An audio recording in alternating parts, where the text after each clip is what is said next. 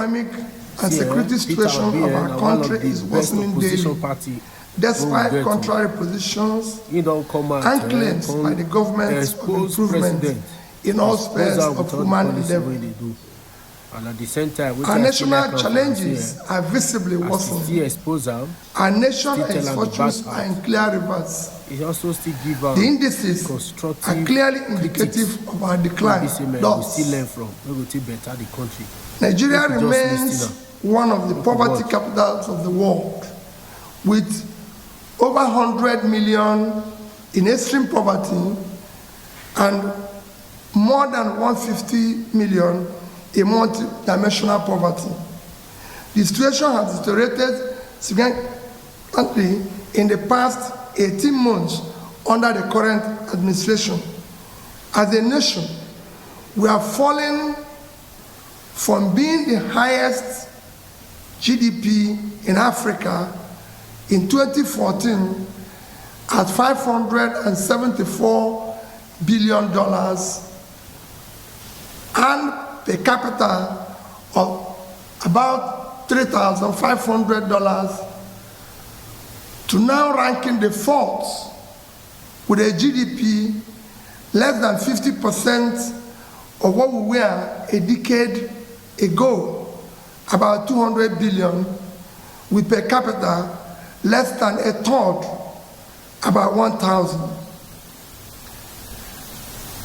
Our nation remains one of the most insecure and least peaceful in the world today, with countless communities and families displaced from their homes and now living in IDP camps. According to the Global Peace Index report, Nigeria ranks 143 out of 163 countries in terms of peacefulness, an indicative of high level of distress. Food insecurity has become a national norm, making Nigeria one of the hungriest countries of the world. Gainfully employed and middle-income Nigerians now spend nearly their entire income on feeding, with some resorting to borrowing to eat, just to eat. For those living on margins, low-income earners and unemployed, the situation is even more dire. The newly approved minimum wage of 70,000 cannot afford a bag of rice or even half bag of beans. As a result, many Nigerians go to bed hungry, while a significant number now rely on palliatives and charitable support. Tragically, this has recently led to several avoidable deaths. Nigeria in 2024 hunger index is ranked 110 out of 127 countries measured, reflecting a critical level of hunger and food insecurity. We have earned the dubious distinction of being one of the countries with the largest number of people without access to electricity. In 2024, despite the abysmal and unacceptable power generation and distribution, the frequency of national grid collapse increased significantly. The frequency of national grid collapse increased, where we have almost 12 times in 12 months. As a result, we are now mockingly referred as a generator country. This persistent lack of adequate energy supply continues to hinder our national development. Corruption, official efficiency, fiscal profligacy, and the mismanagement of public resources continue to rise astronomically in our country, spreading across all spheres of government. Similarly, nepotism and disregard for the Constitution, rule of law, and due process have become the norm. Our national debt has risen astronomically from approximately 15 trillion in 2015 to over 100 trillion today. This sharp increase has occurred within the last 18 months under the current administration. Ironically, these borrowings are largely allocated to non-generative programs and projects, leaving little to tangible development assets. Inflation remains an all-time high, businesses are collapsing, and manufacturing companies are barely surviving, further contributing to already high unemployment rates. We hold periodic elections that are no longer genuine. Our electoral process are visibly flawed, lacking transparency and credibility. Although Nigeria is a democratic country, the electoral process falls far below acceptable standards, with the people's vote often not counted.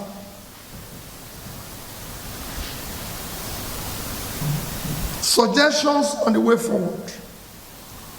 From all indication, Nigeria urgently needs selfless and exemplary leadership across the three arms and tiers of government.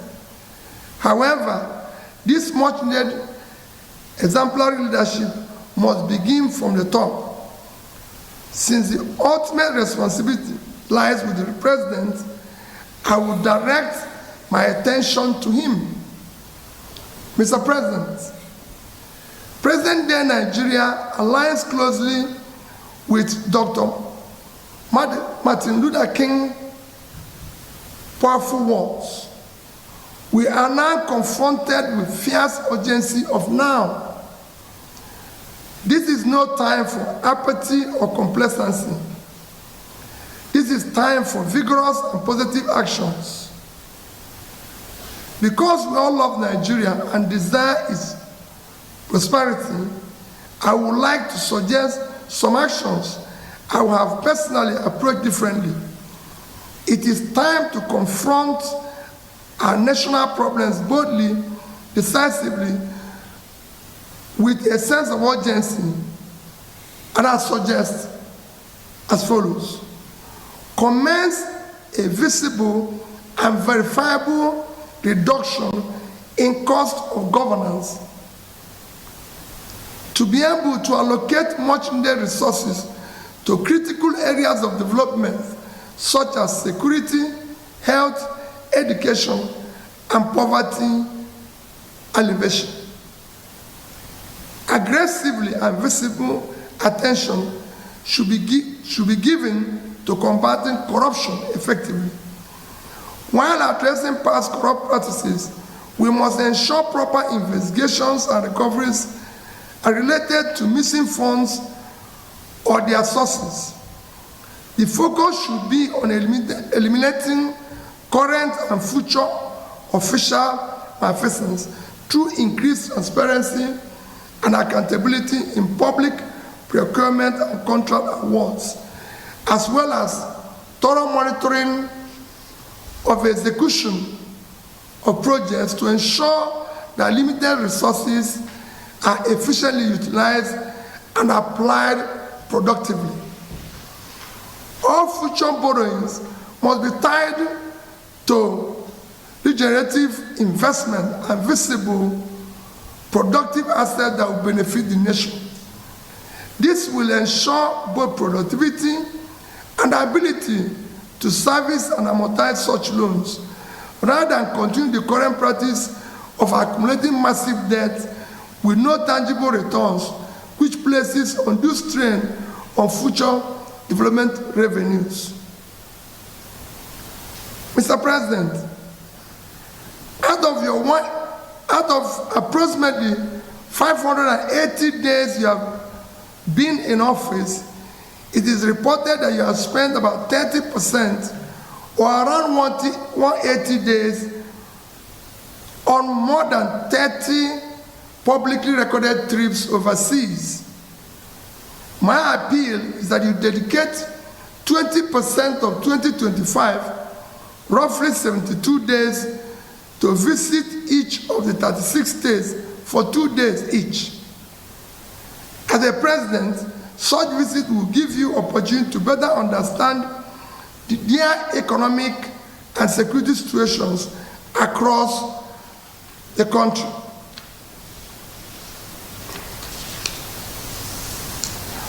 Further, it is time you visit our national hospitals and health facilities.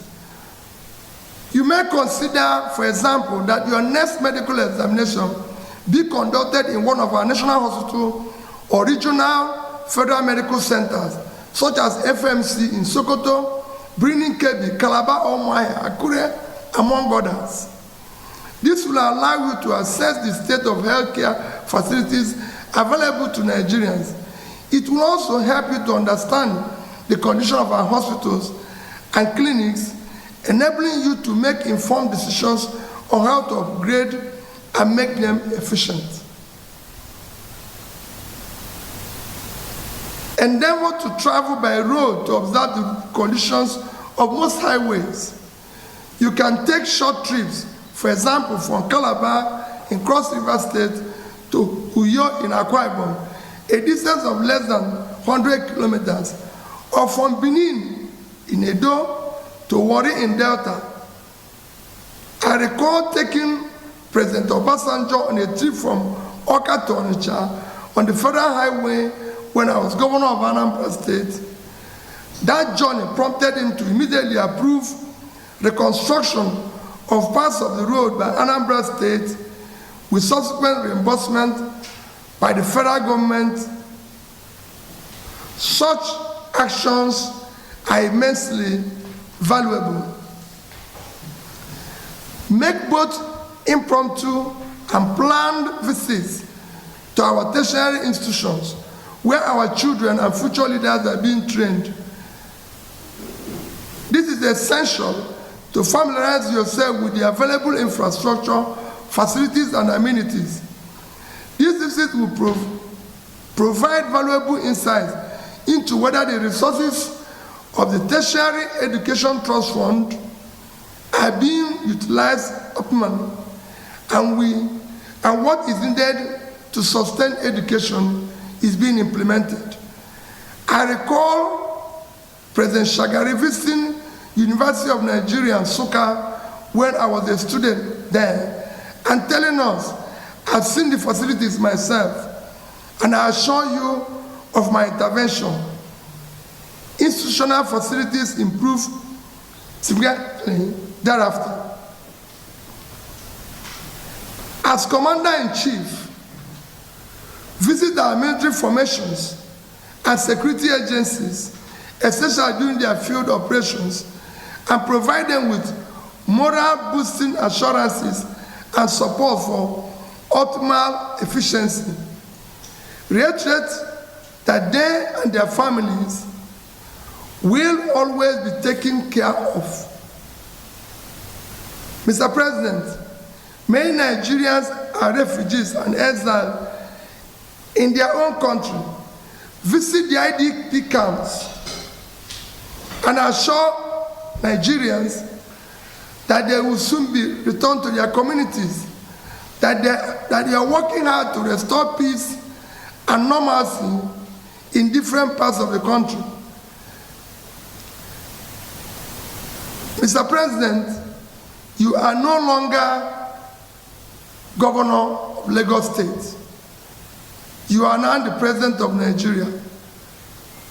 Therefore, consider spending your holidays in different parts of the country. Let your next Salah, Easter, or Christmas holidays be spent in Yola, in Sokoto, Jos, Akure, Yanegua, Abakaleke, among others. The single most challenging test you face is ensuring the future of elections are credible and to reflect the will of the people. Finally, Mr. President, Nigerians need to hear from you directly, not through your proxies. Quarterly update on what you are doing to improve the situation is crucial. God bless you. God bless Nigeria.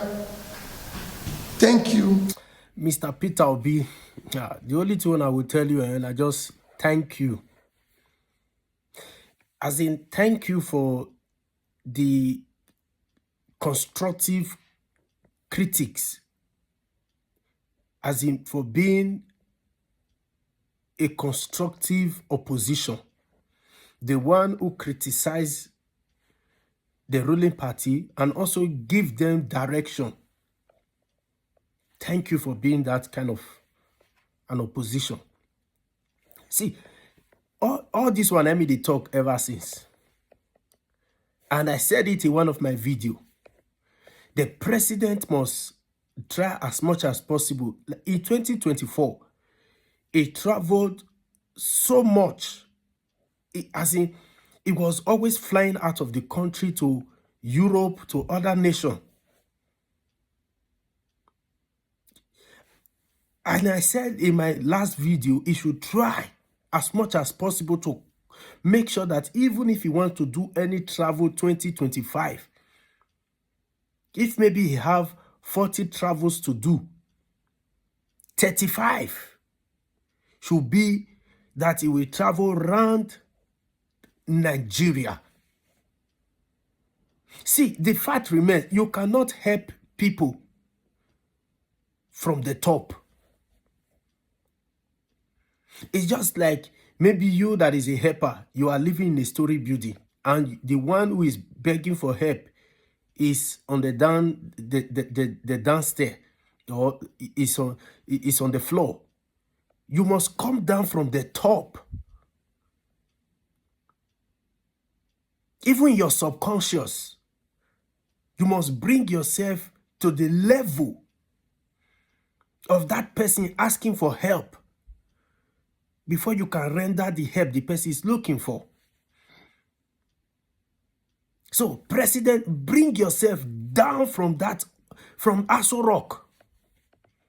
Aso Rock should not be it should not be a comfortable zone for you.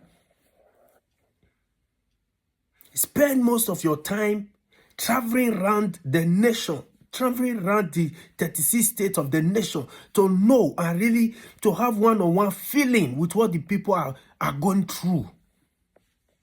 Move out. Aso Rock should not be a place of comfort for any leader that just come in. Come out. See what the people are going through. Have a feeling. Like Mr. Peter Obi just advised, go through the roads in various areas of the state so that you know the reason why people are complaining about bad roads. Go through the roads. Oftentimes you travel out of the country to take treatment outside Nigeria. In Europe nations. Go attend hospitals in Nigeria, in different places, in different states, to see the quality of health or the quality of treatment people are receiving. Put yourself in their shoes. It is only then and then you can know what they are going through and how you can help them. Nigerians are really going through hell. Nigerians are going through hell. Many are just moving, but there is no strength anymore.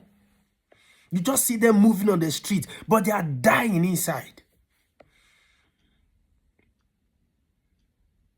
Peter Obi just told you, because I believe all the APC governors or APC members that are around you, they can never be bold enough to tell you the truth. All they will say, like I listened to the Senate president in one of his statements that came out of the newspaper, that Mr.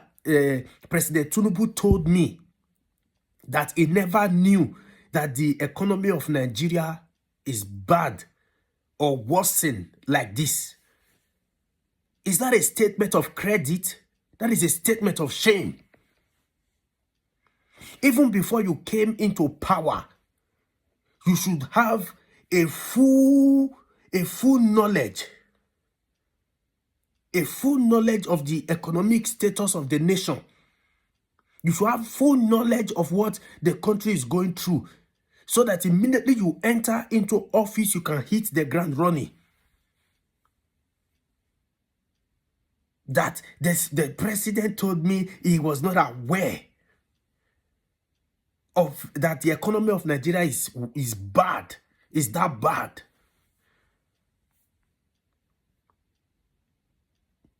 You should have had the understanding even before you even say you want to be an aspirant. And now you are the president, you are saying you were not aware. That's not a statement of credit. It's a statement, on my own, I would say it's a statement of shame.